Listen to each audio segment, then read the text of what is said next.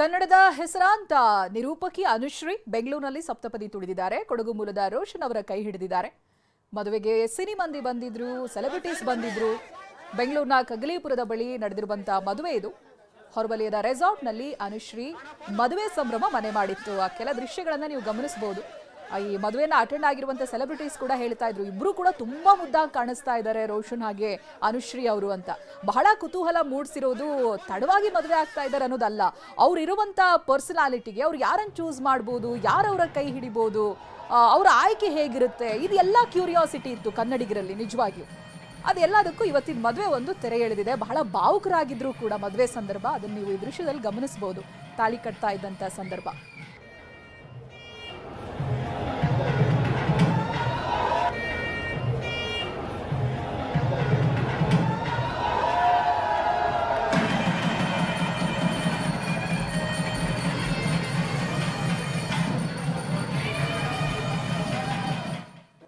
ನಾನು ಏನೋ 5 ವರ್ಷದಿಂದ ಅವನು ಪರಿಚಯ ಇದೆ ನನಗೆ.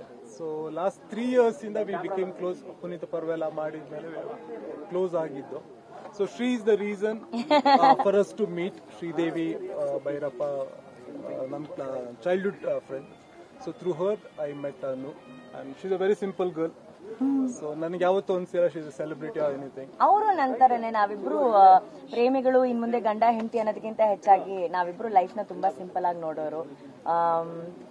ಚಿಕ್ಕ ಚಿಕ್ಕ ವಿಷಯಗಳನ್ನ, ಚಿಕ್ಕ ಚಿಕ್ಕ ಸಂತೋಷಗಳನ್ನ ತುಂಬಾ ಇಷ್ಟಪಟ್ಟು ಸಂತೋಷ ಪಡೋರು.